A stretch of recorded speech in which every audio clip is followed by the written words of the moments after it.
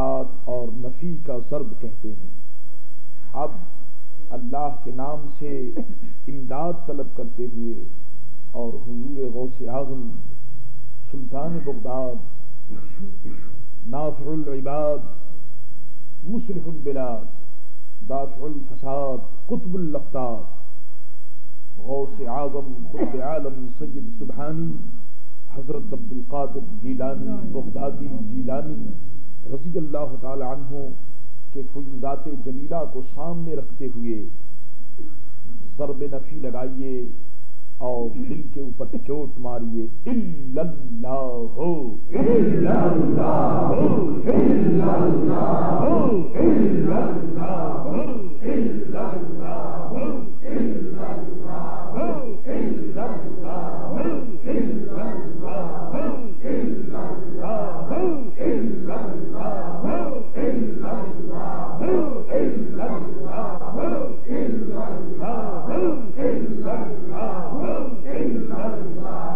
الا اللہ الا اللہ الا اللہ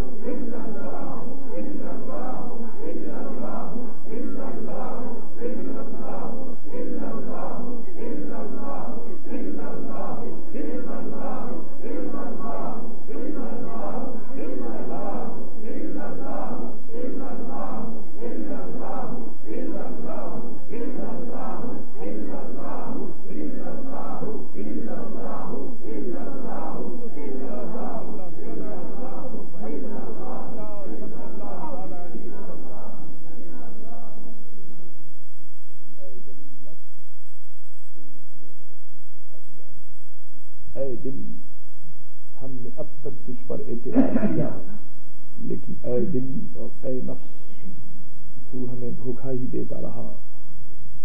اے دل تیرے اندر دنیا کی محبت تھی، مال کی محبت تیرے اندر تھی، دنیا کی ہر چیز کو تو نے اپنایا۔ اے نفس خدا نے تجھے رزق عطا فرمایا، تو نے صبح سے شام تک خدا کا رزق کھایا۔ اے بندے خدا کا رزق کھانے کے بعد تو نے خدا کا شکر ادا نہیں کیا۔ اے بندے اللہ نے تجھے دماغ عطا فرمایا، لیکن اے بندے اے نفس تیرے دماغ میں کبھی اللہ تبارک و تعالی کا خیال اور اس کے حبیب لبیب حضرت محمد مصطفیٰ صلی اللہ تعالی علیہ وسلم کا خیال پوری توجہ کے ساتھ نہیں آیا۔ اے بندے اللہ نے تجھے آنکھیں عطا فرمائی، مگر تو نے اپنی آنکھوں کو دنیا کے دیکھنے میں اور بری چیزوں کی طرف توجہ کرنے میں تو نے اپنی بصارت کو ضائع کیا۔